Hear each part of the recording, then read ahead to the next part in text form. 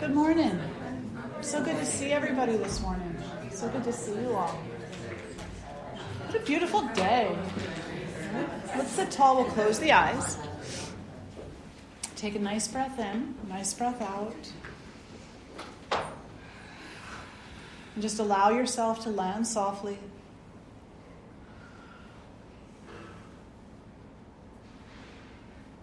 Allow yourself to arrive in this moment. Let all other things go.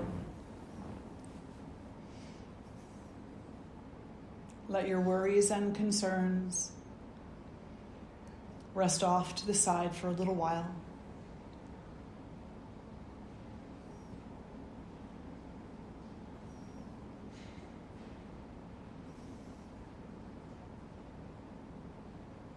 And draw the hands together at the heart. And I'll share a mantra or two with you.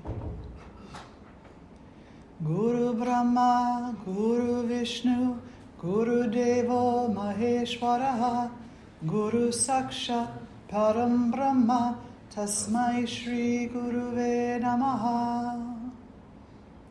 Om Asatoma Satgamaya, Tamasoma Jyotirgamaya, Mrityorma Amritam Gamaya. Om Shanti Shanti Shanti.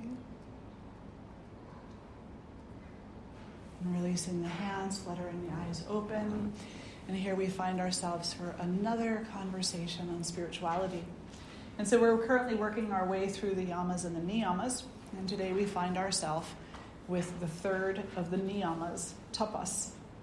And this is a niyama. This is an inward practice that I believe is very misunderstood in the world, in the tradition, and especially maybe in the West, but I think just generally speaking, the word discipline brings up a certain definition or visualization for people. You know, it's like discipline. I'm going to make my way through. I'm going to fight my way through. I'm going to do this. And it doesn't really leave any space for softness. You know, when we have that kind of an attitude, it doesn't leave any space really for alteration and alternatives. It doesn't leave us a lot of space for growth necessarily. Now, I'm talking initially here about this very cold, hard approach to discipline, which, I don't know, it breaks a lot of people, you know? It really does. When we approach things in life with this must-do attitude at the expense of all other things, it tends to break people. It breaks athletes, it breaks musicians, it breaks people. Because we're not meant to be only this. We're not meant to be only tense, only forceful. Certainly we need to apply a certain amount of strength and courage and dedication, a lot actually, to the things that we do and the endeavors that we undertake. But you know, the beautiful thing about the oak tree is that it has this balance of strength, what we could call discipline, and flexibility, which we could call graceful creativity, such that it can withstand some of the most traumatic winds. But if you take all of the graceful flexibility away, if you take all the fluidity out of the tree, then you have something that if you blow on it, it can crack and fall over. We had a huge tree out here. I call it a cedar. It's not really a cedar. Its sister tree is still out there. That's the huge one. It's like, 90 feet tall or something. Big, beautiful tree. And to look at it, you would think, my goodness, that has withstood so many storms. The sister tree to that one was attacked by some kind of a fungus, and it literally took the life energy out of the tree, stole the fluid out of the tree, so that the tree became very dry, very, very restricted in itself. And we had a windstorm, and it wasn't even a very bad one. And what happened? Knocked it right over and into the parking lot. So when we have a practice of discipline, with no flexibility, with no grace, with no creativity, with no softness, then eventually we will probably be broken. We will certainly become, uninspired, tired. But when we take the beautiful practice of discipline that the yamas and niyamas talk about, and we apply it appropriately, what we actually end up with is resiliency and strength and faith and courage and softness and allowance and the ability to dance a little bit, to flow a little bit. When we practice tapas, what we're saying is, in the words of Rumi, I'm going to wait and have faith in the waiting.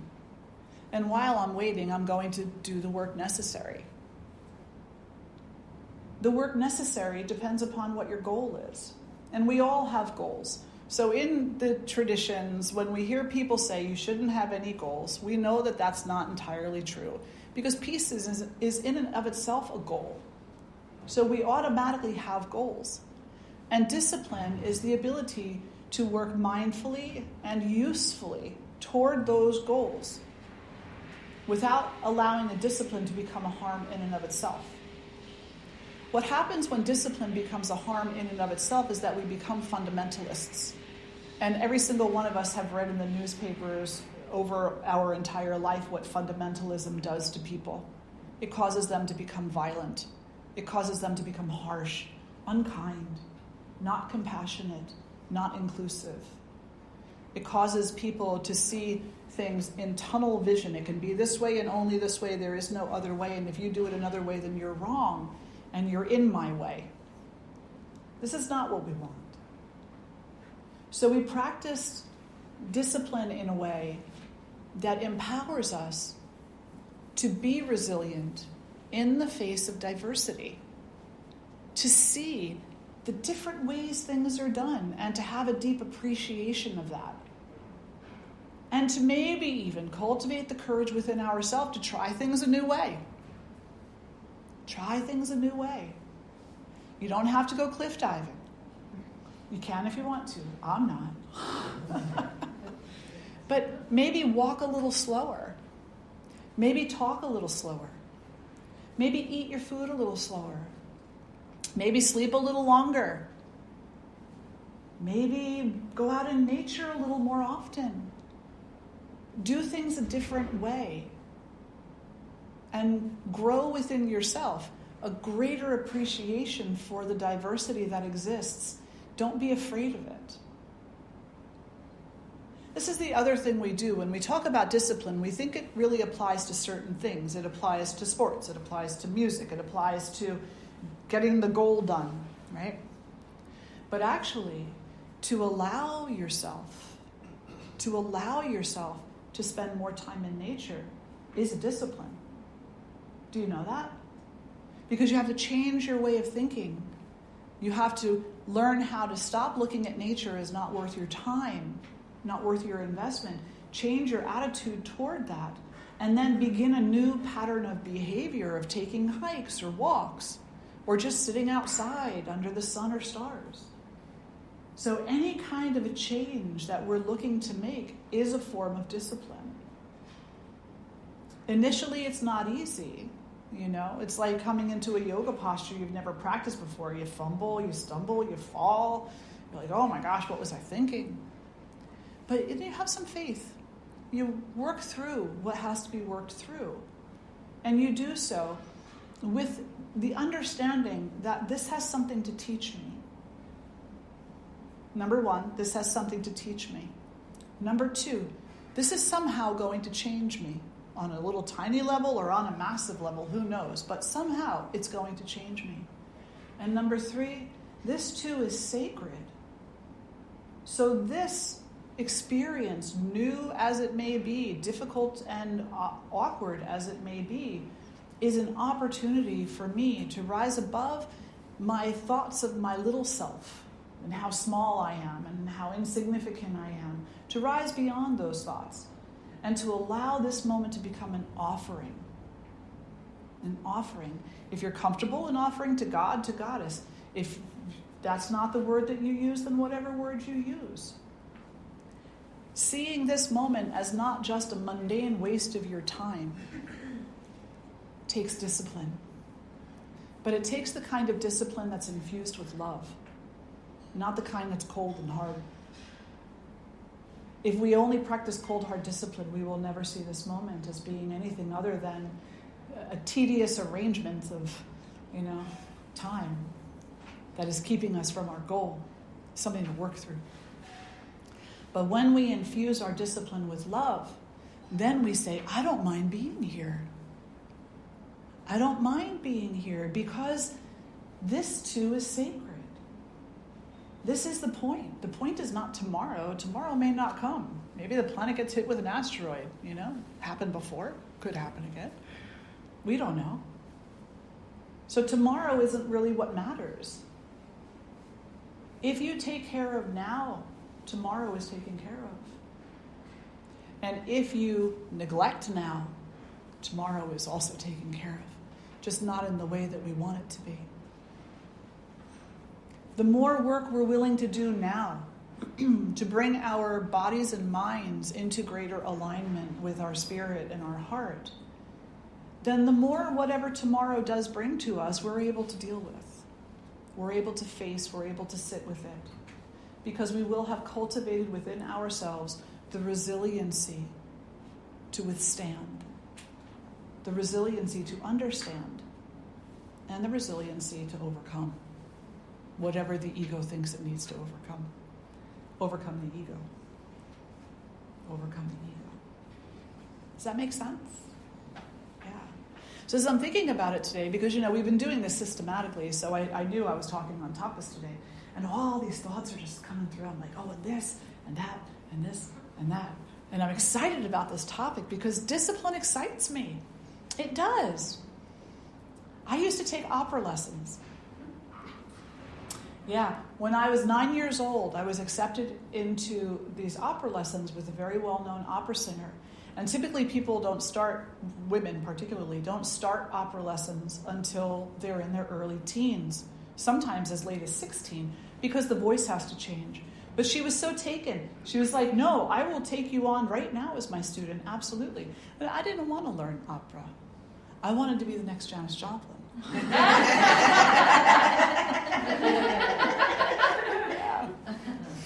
Yeah. And my mother said, no. You'll be an opera singer. And so I would go into my opera lessons, with a pout on my face and an attitude of, And it wasn't that I didn't like it. I thought it was beautiful, actually, learning the Italian arias. Oh, so beautiful. But I really wanted to learn Janis Joplin. So my opera teacher made me a deal. She said, for every aria that you learn, I will teach you a Janis Joplin song, and I'll teach you how to sing it and not destroy your voice. And I said, okay. Time went on and other things destroyed my voice, but I did learn how to sing Janis Joplin pretty well. And I that flexibility on the part of my opera teacher gave me the ability to become disciplined in learning some aspects of opera.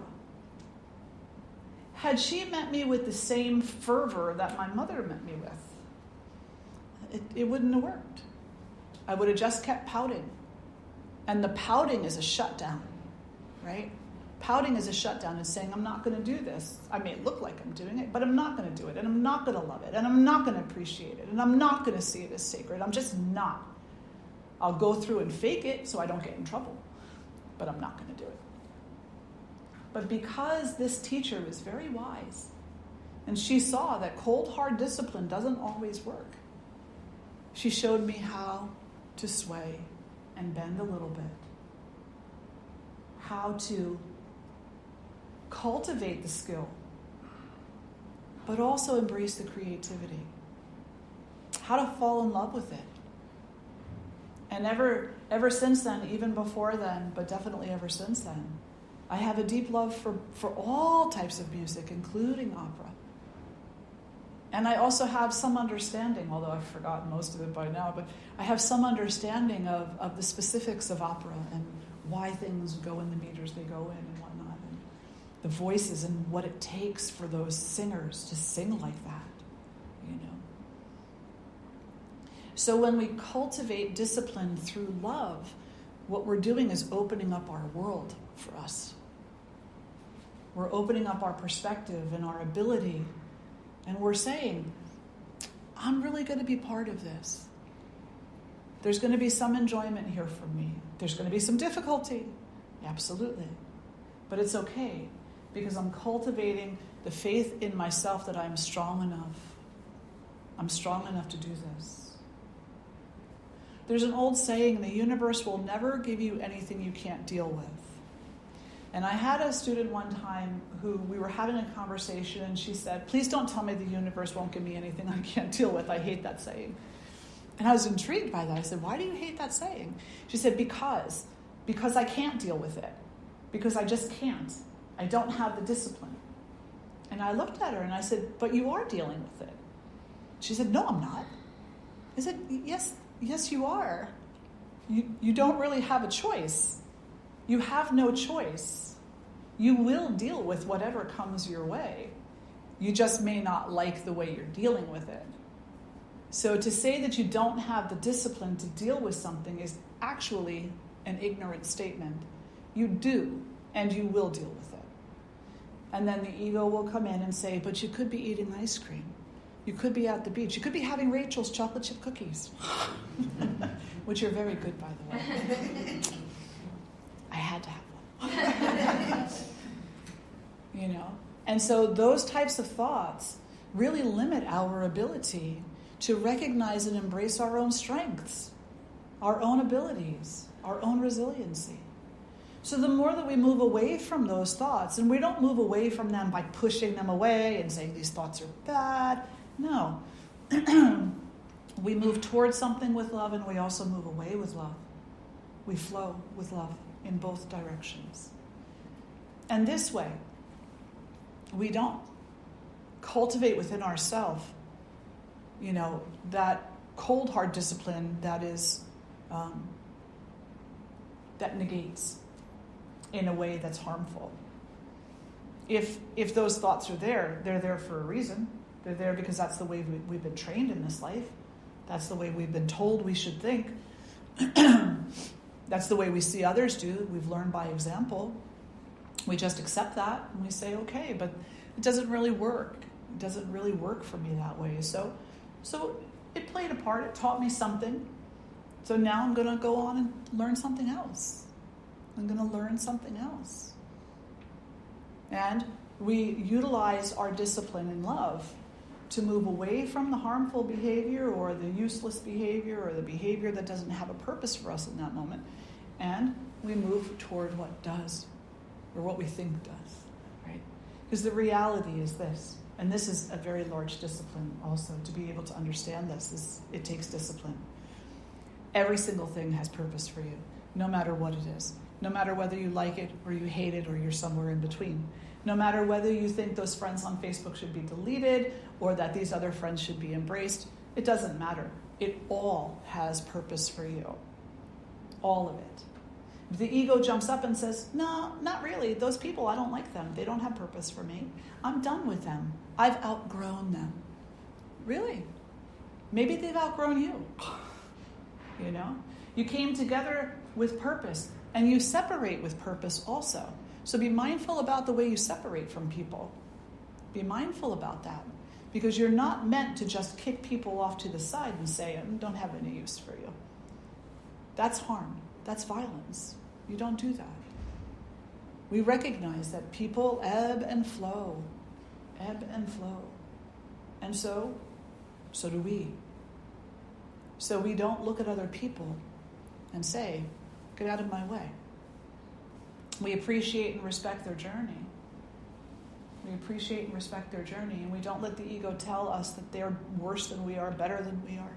Say they're just on a different journey. Same journey, different details. Same journey, different details. And we appreciate the struggle that they go through, and we appreciate all of the awakenings that they have, all the little moments of aha, aha, aha. And we recognize that as being similar to what we go through. So I digress, as always. But basically, that really is a discipline, to be able to pull yourself away from those egoic thoughts. And how the ego always wants to react to things. We'll say, but what if, but what if, but what if? No what ifs. What ifs don't really matter. Because science research has already proven to us that something along the order of 97% of what you worry about will never happen. 97% of what you worry about will never happen. So stop worrying and start living. And the 3% that does happen, you'll deal with it. Not because you want to, but because you have no choice. So use your time to cultivate within yourself the skill to meet whatever comes your way with love, with compassion, with acceptance, and then with whatever strength, courage, and resiliency is necessary. So that whatever situation arises, you're able to meet it, to move through it, and to grow from it in a way that supports you and maybe even supports others. Maybe even supports others. You know how they say if you want to break an abusive cycle, you have to break the cycle, right? They say this to women all the time who are in abusive relationships. If you want to break the cycle, you have to get out of the relationship. This way your children won't learn what you've learned. And I know that from my own life, my own history. You know, there came a point in time where I had to stop the cycle of negative relationships because I didn't want that for my children. And I don't want it for anybody. So if we want to break the cycles of violence in the world, then we need to break those cycles. We need to be the ones to do it. We can't wait for the next generation or the one after that or the one after that. We have to be the ones willing to do it. And one of the first cycles that we need to break is this listening to the constant rantings of undisciplined egos. Egos that are not acting from a place of love, not acting from a place of unity, not acting from a place of faith or trust. Egos that are acting and thinking from a place of, self-aggrandizement only. So discipline is required there. Absolutely. Absolutely. Discipline is required across the board, but again, it's not a cold, hard discipline that's going to break you. Although I can imagine that some teachers would use the symbology of breaking you as being a good thing. It's like, yes, discipline will break you.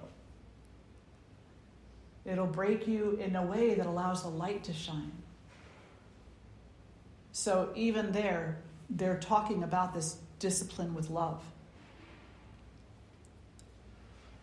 Let me see if I can say this.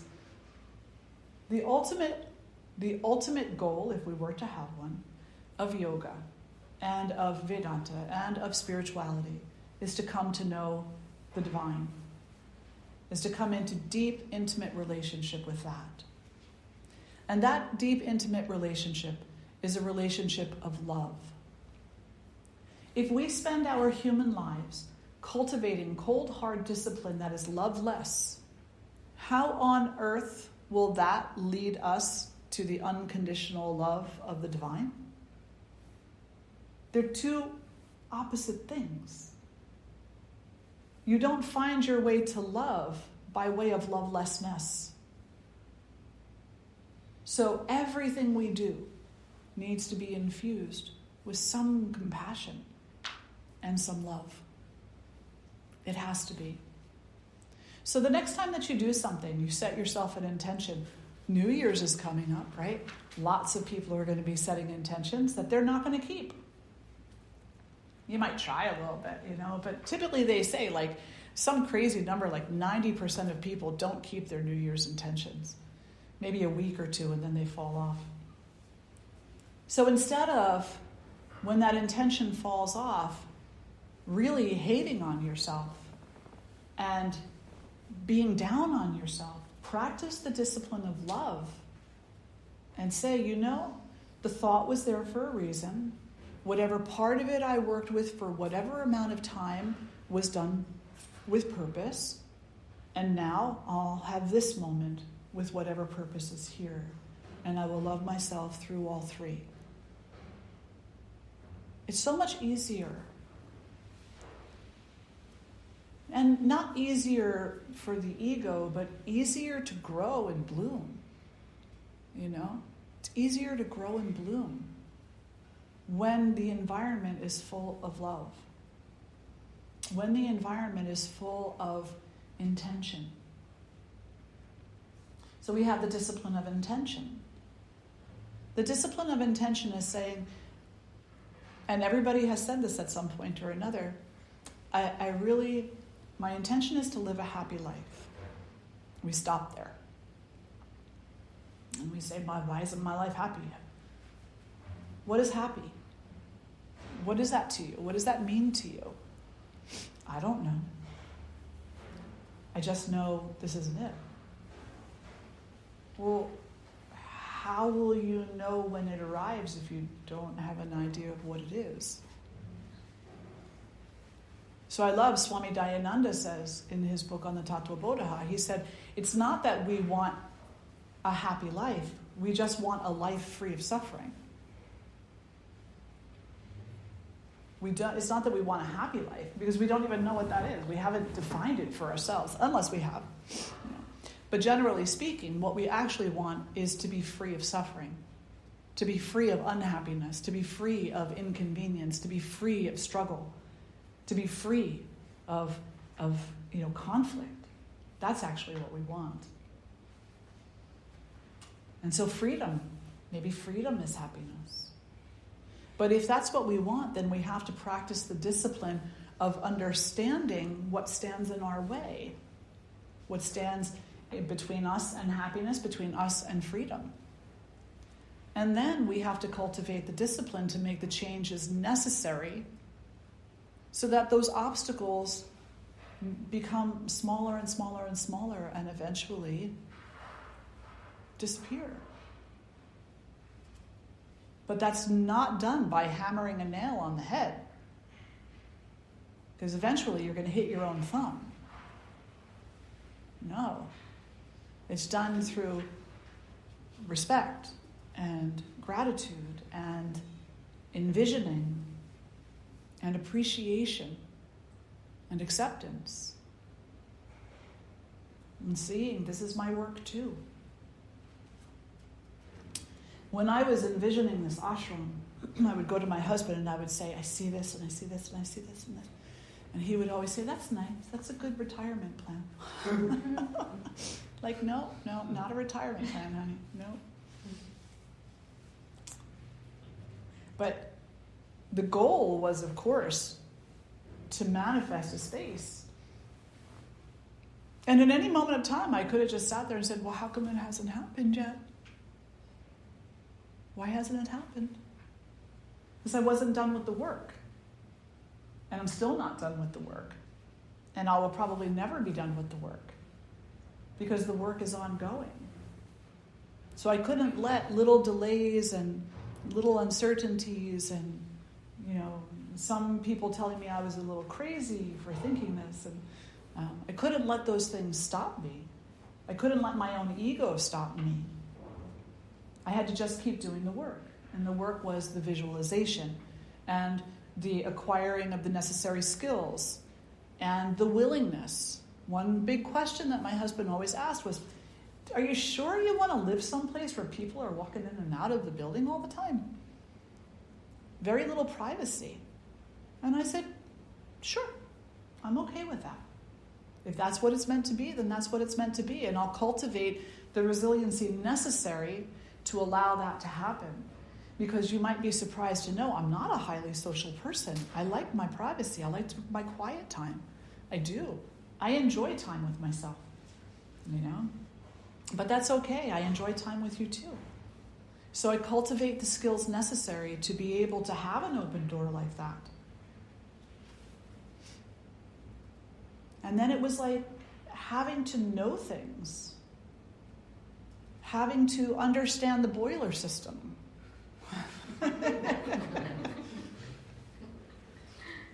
I'm not going to say I've got that one down. It's a discipline I'm still working on. But learning as we go and allowing ourselves the space necessary for the learning. And then just keep visualizing it with detail. And even if it's not happening as fast as you think it should happen, have faith that whatever process you're going through it with purpose. The outcome may look much different than what you had thought it would, but that doesn't mean that you were wrong. You were still preparing yourself for whatever it was that did come. It was just that in those moments you couldn't see outside of the box you made for yourself. So discipline is being able to embrace that. And you can't embrace that if your practice is cold and hard, forceful. It just can't. I had a vision. We were going to be having some expansions done to the property in the next year. And I've been working with this really amazing group of project planners and architects and engineers. And I told them my vision. I said, I have this and this and this and that. I'm very specific about the things that I want and the things that I see there. And usually I'm pretty much right on, you know. That's kind of the way that it flows. But they came back to me. And they were like, well, what about this and this and this and this? And there was a part of my ego that said, that's not what I said. But then I said, but that's beautiful. But that's beautiful. And that's something I had not even allowed myself to consider. Can we really do that? And they're like, oh yeah. Like, okay, what else you got for me? You know? So in the cultivation of our own skills, we have to allow the skills of others to support us and to inspire us and to encourage us with what they have to contribute also. And that takes discipline. It takes a disciplined ego, because the ego says, no, that's not what I said. That's not what I want. So do you see how discipline is not just make yourself do it? Right? It's so much bigger than that. And I always get so excited when I talk about this topic because of how big it is and how important it is. And we talk often about how ahimsa comes first in the yamas and the niyamas because it's foundational. And it's oftentimes thought to be like the biggest of the yamas and niyamas because it's so important. But I suggest to you that discipline is equally important. It's equally important because it's oftentimes misunderstood as being the cold, hard necessity of just do it and get it done with. Cultivate that skill so that you can master it. But mastery without love is nothing. It's nothing. Mastery without love will never lead you to ahimsa, nonviolence. As a matter of fact, mastery without love will lead you to the opposite. It will lead you to violence against self and others. So as you're cultivating the skills to become a yoga teacher, to become a massage therapist, to become a musician, to become an artist, to become a Wall Street financial person, as you're cultivating the skills to become whatever it is that you feel you are becoming, do so with love. So then, what you teach, what you do, is full of love. It's not full of, well, I fought my way to get this, and that's it. You got to fight too. No. You're going to fight. You don't have a choice. You're going to come up against obstacles, right, left, and every other direction. But if you meet those obstacles with more love and less hate, more love and less resistance, then you'll be able to learn from those obstacles and grow because of them. And you'll see and appreciate your own strength. And you'll see and appreciate the strength of others too. The discipline is, again, it's not force. I love what is his name? It always escapes me. He wrote Force versus Power. Power versus Force. Everybody know who I'm talking about? Oh, I know what you're talking about. What is his name? Yeah. Hawkins, yeah. So many amazing books he's written. But that one in particular, Force versus Power, really strong influence on understanding the difference between cold, hard discipline and loving discipline. Now, they often say that, the love of a mother, it's a mother's discipline, right? It's hard love. It's difficult love. Because the mom is the one that has to tell the kid the truth. Has to tell the kid the way it is. Has to tell the child, look, there's actions and there's consequences to actions. And you've borne the consequences. And now you've got to learn how to step up, stand up, and live up to your inner potential. And then I suggest to you, it's not just the mother to the child. It's the mother to all of her children. Always. She's telling us, you've got to stand up, step up, live up to your potential. Your potential is not rigidity. Your potential is not cold and hard and loveless. Your potential is warm, tender, and full of peace, and full of love and unity. And the only thing that stands in your way of that is you. It's you. So part of our practice is saying to ourselves, where am I not willing? Where am I not willing to be strong? Where am I not willing to love? Where am I not willing to understand? And sometimes it's okay, We can't do everything overnight. We're not looking for perfection. We're looking for a life that is a little happier. What is happy? That's a little more free from suffering. We're looking for a life that is a little bit more free from suffering. But in order to have that, we have to be willing to face the obstacles that we've put in between us and that. And that requires that we pick ourselves up by our bootstraps and say, I do have the inner strength. I do have the resiliency. I do have all the tools that I need in this moment. Because God, Goddess, would not get you to this moment if you didn't have what you needed to be here. Would not bring you to this moment without endowing you with everything that you need right now.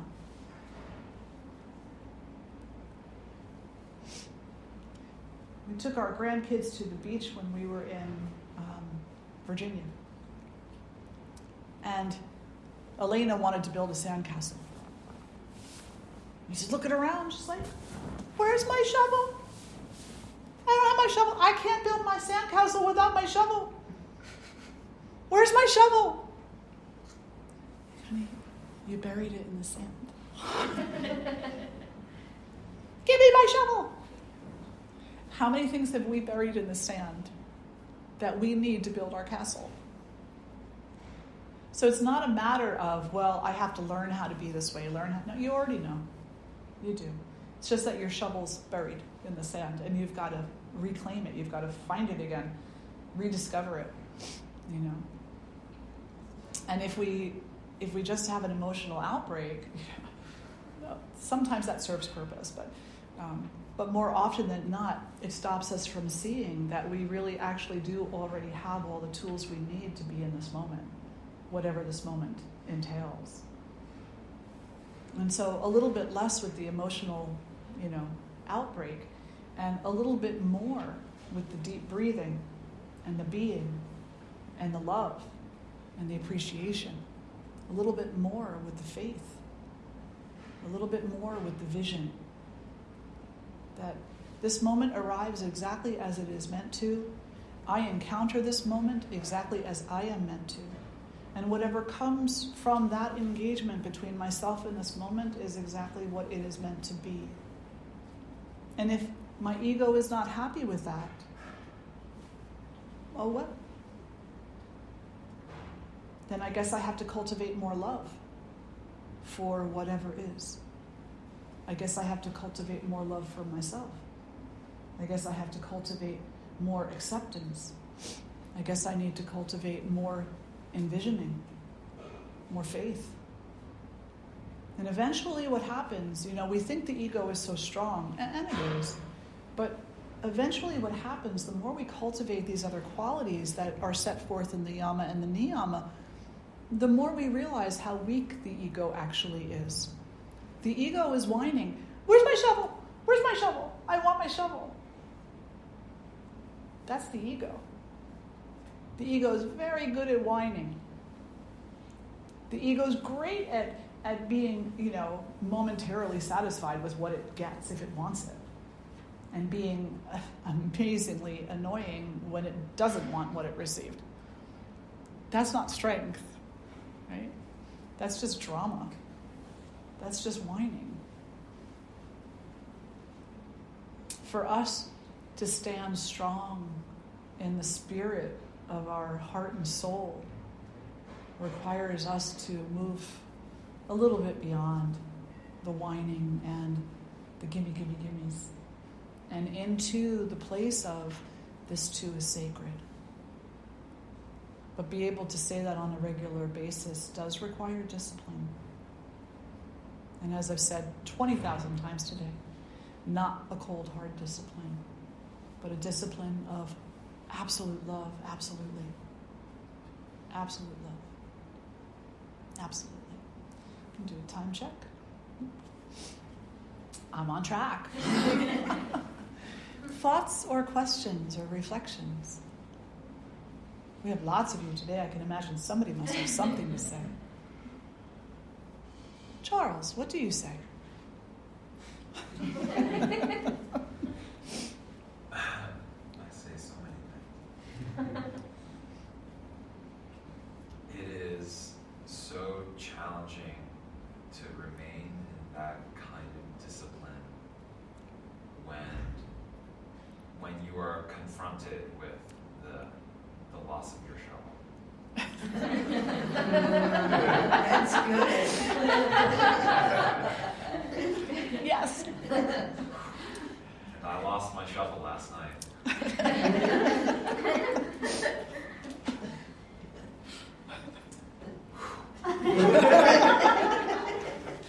Totally. So then you know what you do. You do the I lost my shovel dance.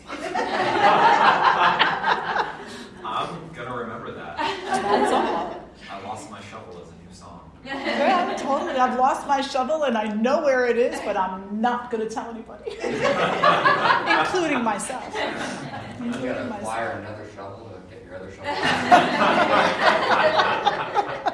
Oh, depends on how deep you buried it, I guess. Yeah, it is hard, right? It's so hard. It's so hard when you're in that moment. And that's why acceptance and honesty are so important. Satya, which is levels, right? And so we talked about this a bit last week in the Tattva Bodha. We've talked about it in here before. And that's why honesty is so important, is to be able to say, I've lost my shovel and I'm reacting to that. Okay. Do your little stomp dance, your little pout, get it out of your system. Now what? Well, the shovel still seems to be lost. So maybe I need to sit down and say to myself, did I really lose it? So just talking honestly with yourself about it and accepting that this is a very human reaction. It's going to happen.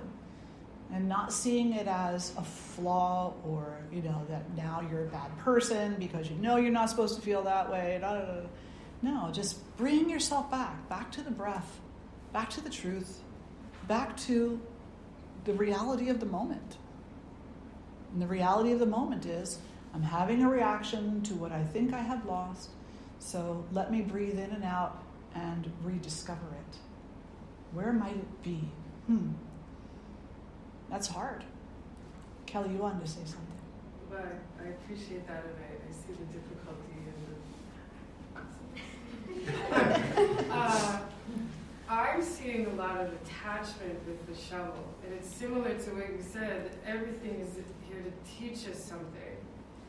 so we can get attached to the story around the shovel and the need to build the castle with the shovel. Or can we just let it go and use something else? Or, what is that to teach us? Or are we attached that we go get the other shovels, dig the other shovel up, and is it where it was? It looks a lot smaller than I thought. Or just in that moment, and the discipline, as you say, to reflect, is it this attachment I have? Is there something else we can do to manifest this sandcastle? Do I even need to build the sandcastle? That would be the ultimate question, wouldn't it? That would be the ultimate question. Yeah. Or am I just supposed to have this experience for 1 day? Yeah. Absolutely. And it does come back to attachments. And attachments, we think that acquiring attachments is somehow a display of discipline. I'm disciplined. I go to work every day so that I can get a paycheck, so that I can buy these things, so I can have my shovel, so I can build my sandcastle. And we think that that's discipline, but it's not. It's not. It's definitely not. It's just attachment after, it's addiction. Right? That's what it is addiction. When you can go to work every day and love going, no matter what, facing the difficulties and the turmoil and the good times all together as one. When you can recognize that each moment is simply what it's meant to be. When you can let go of the attachments to I should get something for this. I should have something for this. I should be something. When we can let go of that, then we start to open ourselves up to greater freedom. A greater freedom. It's not that I'm saying that we should never strive for things, Dayananda accompanied us this morning in the yin class with beautiful, beautiful sacred sound, correct? Now, why was he able to do that? He was able to do that because he has allowed, and still allows, his love of music, his love of sound, to guide him deeper and deeper and deeper into relationship with that. Right? And isn't that what building skill really is all about? Is allowing your love to guide you deeper and deeper and deeper into relationship with the object of your love. And ultimately, the object of your love is the divine, and the divine is everything, so everything is the object of your love, and so you're guiding yourself deeper and deeper and deeper into your relationship with everything. It doesn't mean that you're not going to have times where that love has to be a strong love. Sure. There's times where you got to say, not appropriate. But when you say that with love, it's so much different than when you say it other ways. So everything is attachment. It always comes back to that. It would be nice if everything was love. I wonder if it ever will be. Do you want to say something to that? Me? Yeah. I'm putting Dayananda on the spot here today. And the chat plays drums very loud. I wear earbuds. Please wear earbuds. PSA. There's this interesting part of the discipline where I've come to the point,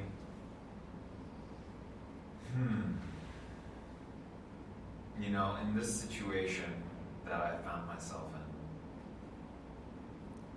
that I can step away from it, and I'm fine. I'm able to sit, and every once in a while, you know how it is when you find something that really grips you emotionally or that you grip. It comes back and you feel that same gripping happening, after you've had some time away from it, and maybe you're not necessarily distracting yourself, you're just trying to move forward with your life. And so you don't want to over-focus on it. But I've found that you also can't ignore it either, because it's going to keep coming up anyway. Like someone else is going to say something and it's going to trigger that same emotional response, and then you're going to think about that thing that happened again. And then you're caught in that circle. And so I was sitting with this, an emotional reaction, really reaction, not a response, that I had. And I'm like, all right, so let me try and find like the feelings and the needs behind this, and let me just hold space for it and see what arises. And what came up was like, oh, but I really want to create some violence, And then if it wasn't violence, it was like, well, how can I, talk and convince this person of my perspective, right? So I can get what I want and get what I need in this situation, which is acknowledgement, acceptance. But it's so challenging to sit and even have the space and the patience to do that yourself. To me, it almost feels necessary that even in this space where I was able to talk about it, I came to a point where it's like, oh, that's what it was. But if I just tried to think about it, it was like, ugh. This is because it just kept bringing me back to the reaction, the gripping. Yeah. So I don't know. I think there's something in discipline where it's absolutely essential that we have time to ourselves, but it's essential that we create community and find or surround ourselves with people who can hold that space to allow us to move. Yeah. Sangha, right? That is what Sangha is. Sangha is the space where people like-minded, absolutely. And as you're talking, I'm remembering when I learned how to play guitar as a child, the calluses on my fingers, I couldn't stand those. So there's some part of discipline where you need to find a willingness within yourself to endure a little bit of pain, a little bit of discomfort in order to come into deeper relationship. And that's true across the board with everything. So it's not saying that, well, if you practice loving discipline, that you're never going to experience pain. Oh, you're going to experience pain. You will, absolutely, and discomfort. But it'll be different. Your relationship with it will be different, for sure. Vermani, anything you want to add? I think with discipline, it's like I brought my book in and I was like, if things stand out, I just like jot something down real quick, or if I think of something. And with discipline, it's so vast because we never have one discipline. We are literally living our discipline. And so it's all around us. And we have 10, 20, a million different relationships to everything that we're working on so that we can create more ahimsa, more nonviolence, and a steadier path for ourselves so we're not drawn into the drama, the reactions, and we allow everything else to also exist and create that nonviolent space. So I wasn't able to write anything down. It was just mostly like just reflections of different areas of my life where there's many different sides of discipline, where I need to stand up, where I also need to allow, where I need to be kind, and also where I need to be firm. And it was a nice talk to be able to have the space to reflect upon that. And I think it is, I agree that ahimsa and discipline have to go hand in hand, because you have to have the discipline to hold ahimsa in place, so you don't go towards the violence. Even if the ego spouts a volcano of anger, you have to be able to hold yourself to that. It's so true. Yeah. Where's my shovel? So very true. So very true. All right. Any other questions or reflections? Are we good? All right. Let's sit tall and close the eyes.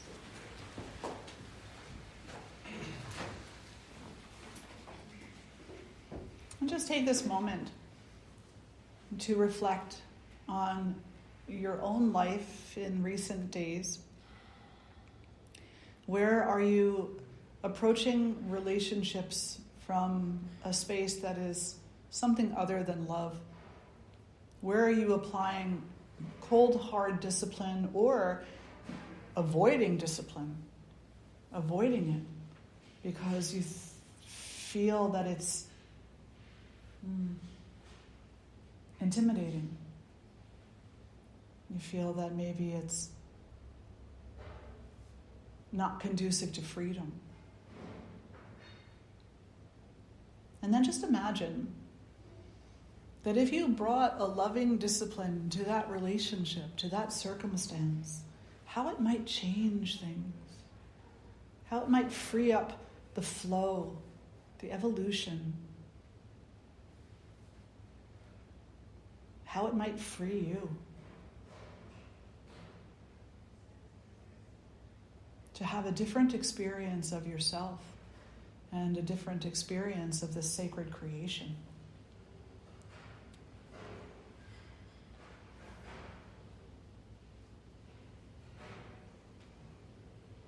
And then say silently to yourself, I just want to be happy.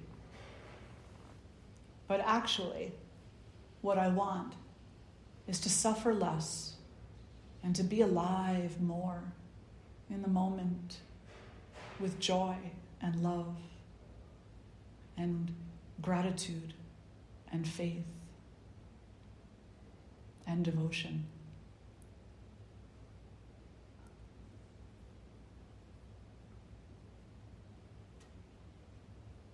And draw the hands together in front of the heart. We'll lift our voices in one Om and the All Beings mantra. Take a breath in.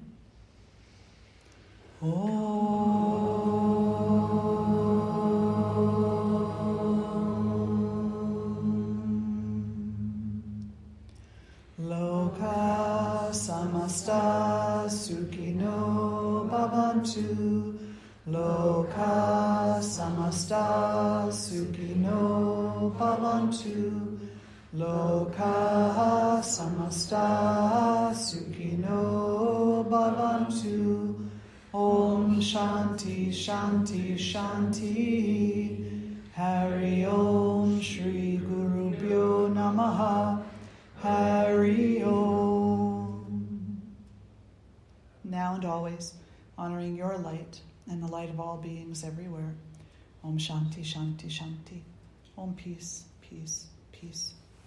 Namaste, everybody. Thank you so much for being here today.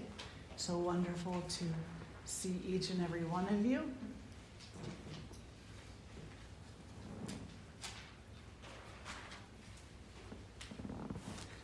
Enjoy your day. Enjoy lunch. It's yummy.